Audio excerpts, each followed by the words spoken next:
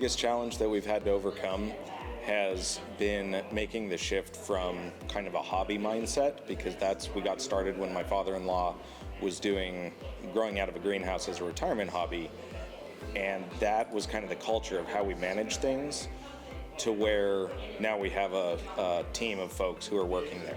And so when it was just Joe and I, we didn't need to have anything written down. We didn't need to have SOPs, because we both just knew how to do everything.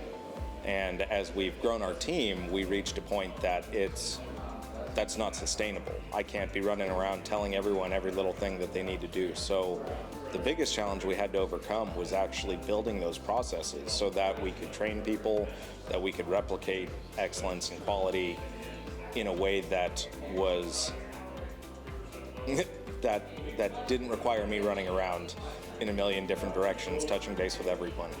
The biggest challenges for us is being able to grow while still maintaining adequate capital levels. So trying to be able to expand the farming operations so that way we can improve processes, grow our scale of what we can do, but yet stay within our boundaries of what we can afford. So one example of that's just with buying a new piece of ground.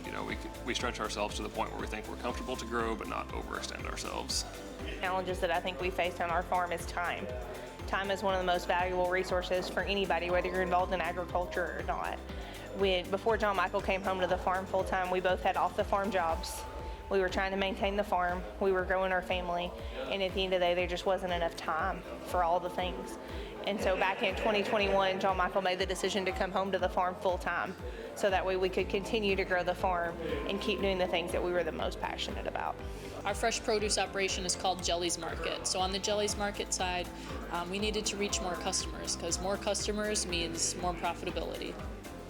So a big challenge was reaching new markets. You don't want the same customers coming over and over. You always want to grow. So figuring out how we can reach a different market, how we can reach different age groups. We want people of all ages to come to our farm. So how are we going to target, the younger generation, but also the moms and the parent generation, and then also the older generation. So making sure we're reaching all three of those sectors and making sure that they can know what crops we're harvesting, know what time to come and pick those crops. And with certain generations, it's harder to get communication across. So I guess communication is a challenge that we've had to overcome. In growing my business, I'm going to go in two different aspects. Since COVID, I would say labor was a big issue. There was a lot of money given out. There was a lot of folks that retired that come out of the workforce. There's a lot of folks in our ag industry in our community that do seem to work in ag as a retirement job. A lot of those folks they took time off. They chose not to come back, and it's understandable. From an ag retail, I also own an ag retail facility, fertilizer, seed chemicals, and all. And for that one is credit. Credit is always the issue there.